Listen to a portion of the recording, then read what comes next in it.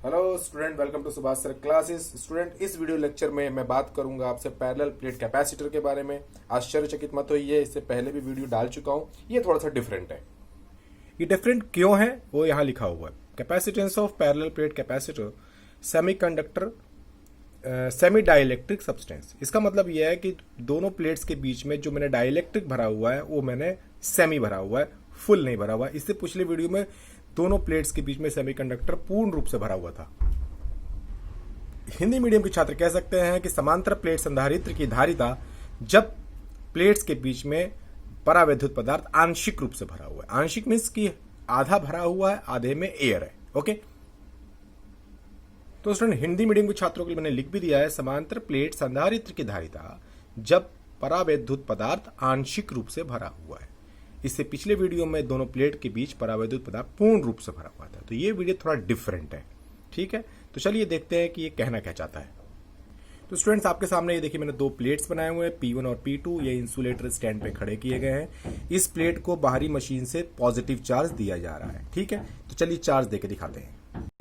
ये देखिए, मैंने किसी बाहरी मशीन के द्वारा प्लेट P1 को पॉजिटिव चार्ज दिया, जो इसके बाहरी पृष्ठ पर एक समान रूप से यूनिफॉर्मली फैल गया, और इंडक्शन की वजह से यानी कि प्रेरण की वजह से इस प्लेट पर नेगेटिव चार्ज आ गया। ये आपको पहले भी मैं क्लियर कर चुका हूं। और इसके पीछे का जो पॉजिटिव चार्ज है स्टूडेंट, वो मैंने अर्थ ले लिया है, यानी कि उसको भूमि से संपर्क करा दिया, अर्थिंग करा दिया गया है। ठीक है, ताकि मेरा ये पॉजिटिव जो फिजूल चार्ज है वो इस अर्थ में चला जाए। अब आपको पता है कि दोनों प्लेट्स के बीच का डिस्टेंस कितना था मेरा, पहले पिछले वीडियोज में d था। अब आप इसके बीच में डाइलेक्ट्रिक सब्सटेंस रखेंगे। ठीक है, यानी लेकिन डाइलेक्ट्रिक सब्सटेंस जो रखेंगे वो आंशिक रूप से रखना है, पूर्ण रूप से नहीं रखना है। तो इसको रखने के लिए आप इस तरीके से एक डाइलेक्ट्रिक सब्सटेंस यानी परावैद्युत पदार्थ की कल्पना करते हैं। देखा आपने, इस तरह से प्लेट से प्लेट सटा के नहीं रखा गया, उसके बीच में कुछ स्पेस यहाँ देखिए खाली छोड़ा गया है, इसीलिए मैं कह रहा हूँ आंशिक रूप से। और जो परावैद्युत पदार्थ रखा गया है ये आपका टी थिकनेस का है, यानी कि इसकी मोटाई यहाँ से लेकर यहाँ तक कितनी है, टी है।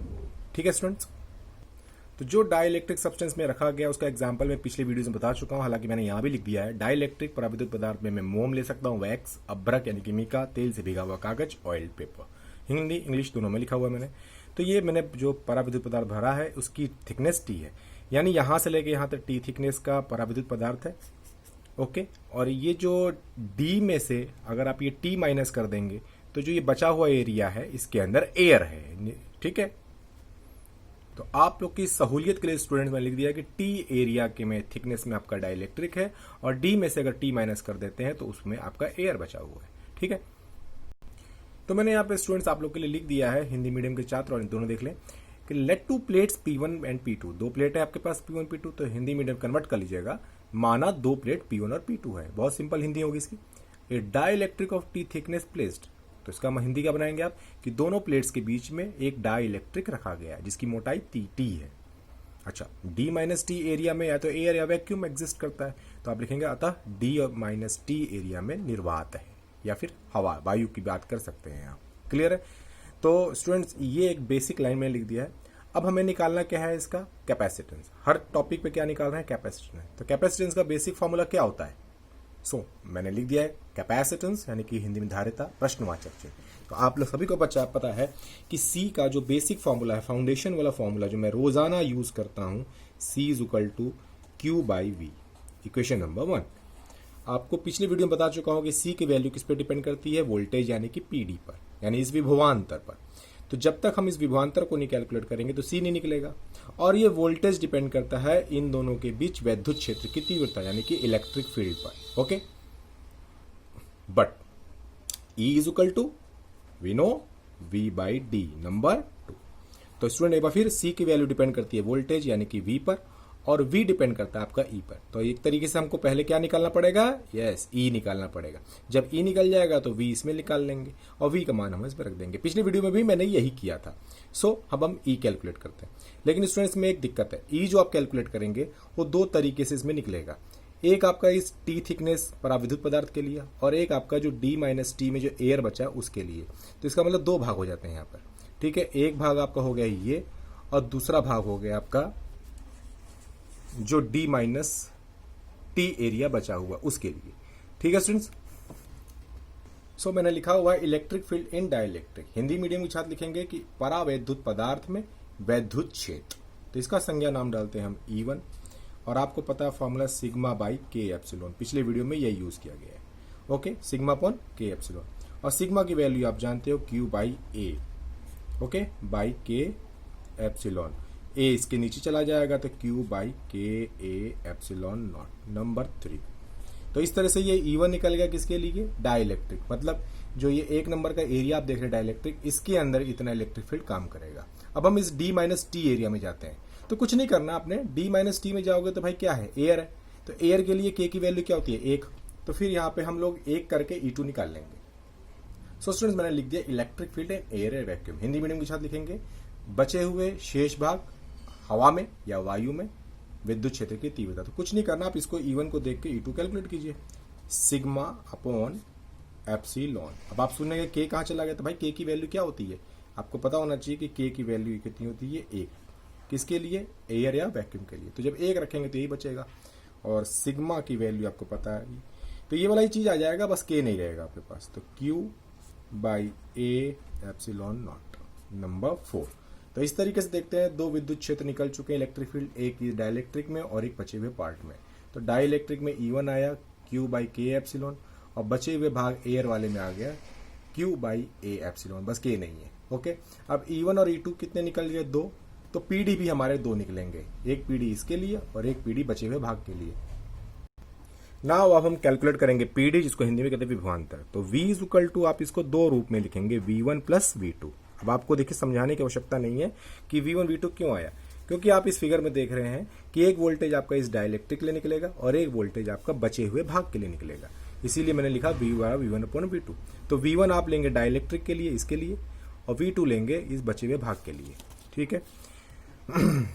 तो V इज इक्वल टू, इस फॉर्मूले से देखिए जहां मेरी फिंगर दिख रही है, तो V इज इक्वल टू आप करेंगे E1 D1, V2 is equal two similarly E2 D2। अब आप थिंकिंग कीजिए कि ये वाला भाग आपके किसके लिए है? तो डाई इलेक्ट्रिक के लिए। तो डाई इलेक्ट्रिक में आपका ये इलेक्ट्रिक फील्ड काम कर रहा था, ठीक है। तो Q बाई के ए एप्सिलॉन नॉट मल्टीप्लाई D। तो ये आपका किसके लिए था? डाई इलेक्ट्रिक के लिए, और डाई इलेक्ट्रिक में आपका थिकनेस कितना था? T। तो यहां लिखेंगे T प्लस।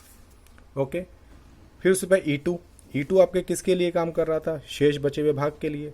तो उसमें आपका डाई इलेक्ट्रिक फील्ड ये रहा, तो Q by A epsilon not, और एरिया कितना बचा था उसके लिए? D माइनस टी, क्योंकि D माइनस टी में ही आपका एयर एग्जिस्ट करता था।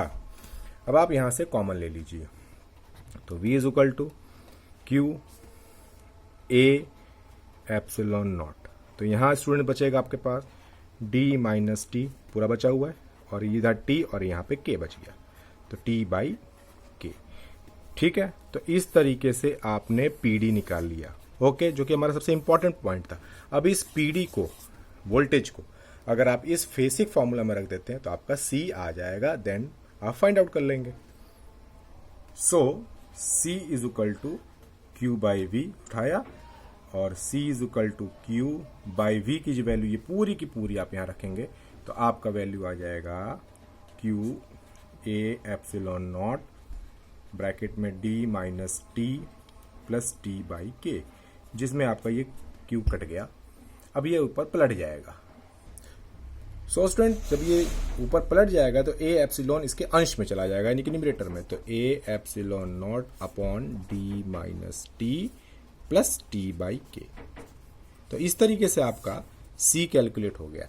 A आपका प्लेट का एरिया है, D दोनों प्लेट के डिस्टेंस, और T डाइलेक्ट्रिक की मोटाई फैरेड में। ओके स्टूडेंट, इसमें मैं आपको एक केस बताता हूं जो कि एग्जाम में चला आता है। वो अलग स्थिति स्टूडेंट ये है कि जब इन्हीं प्लेटों के बीच में अलग अलग मटेरियल्स के अलग अलग मोटाई के डाइलेक्ट्रिक रखे जाएं। जैसे कि आप ये देखिएगा, ये प्लेट्स हैं, दोनों के बीच में अलग अलग डाइलेक्ट्रिक रखिए। ये फर्स्ट डाइलेक्ट्रिक है, ठीक है। इसका डाइलेक्ट्रिक कांस्टेंट K1 है, लेकिन इसकी मोटाई T1 है।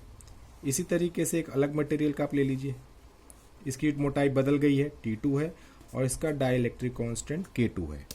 क्लियर है।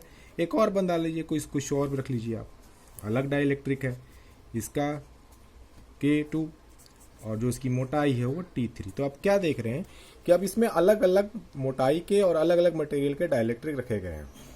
तो जो इसका C का फॉर्मूला आएगा C, ओके, ये फॉर्मूला जो आपने कैलकुलेट किया है इस तरह का, उसी से रिलेटेड आएगा। अब देखते हैं किस तरह से मैं बनाता हूं, देखिएगा। दोनों दिख रहा है आप लोग को? Very good. C A epsilon को ऐसे ही लिख दीजिए अपॉन D, तो चेंज हुआ नहीं था, वही है, लेकिन T अब आपके यहाँ पे कई थिकनेसेस आ चुके हैं, तो यहाँ पे T1 plus T2 plus T3 इस तरह से लिखिएगा। प्लस डॉट डॉट डॉट इसलिए कर सकते हैं कि और भी हो सकते हैं डाइलेक्ट्रिक। क्लियर है? नीचे क्या लिखा T बाई के, तो आप इसको लिख दीजिए T1 बाई K1, फिर T2 by K2 and plus इसी तरह से चलेगा। ठीक है, तो इस तरीके से आपने देखा कि अगर हम दोनों प्लेट्स के बीच में कई अलग अलग मटेरियल के अलग अलग थिकनेस के डाइलेक्ट्रिक रखें तो इसका फॉर्मूला इस तरह से आप फ्रेम कर सकते हैं इसको देखकर। So student, thank you very much. मिलते हैं नेक्स्ट वीडियो में। ये बहुत ही इंपॉर्टेंट सीरीज चल रही है, किसी को भी मत छोड़िए, वीडियोस को 2 से 3 बार देखिए। और लॉकडाउन में देखिए, परेशानी आपको कम से कम मुझे लगता है कि जनवरी तक रहेगी एज पर गवर्नमेंट रूल। पढ़ाई में अगर आप समझौता करते हैं तो मुझे लगता है ये एकेडमिक ईयर आपके लिए बहुत ही बुरा जाने वाला है। मेरे आप जो सहयोग मैं आपको दे रहा हूँ उसका फुल यूज़ कीजिए, दूसरों तक पहुँचाइए ताकि वो इसका लाभ पा सके। Okay student, thank you very much. मिलते हैं नेक्स्ट वीडियो में। इस वीडियो में मैंने क्या खत्म किया फिर ब्रीफ कर देता हूँ। समांतर प्लेट संधारित्र जब पराविद्युत हमने आंशिक रूप से रखा था। आंशिक रूप का तात्पर्य स्टूडेंट्स कि हमने फुल नहीं रखा था, आधा। ये देखिए 2 पिक्चर आपके सामने है, प्लेट P1 P2, T मोटाई का थिकनेस रखा गया है तब इसका फॉर्मूला, और P1 P2 में 3 अलग डाइलेक्ट्रिक रखे गए हैं तब उसका फॉर्मूला। बहुत इंपॉर्टेंट है। Thank you very much student, मिलते हैं नेक्स्ट वीडियो में।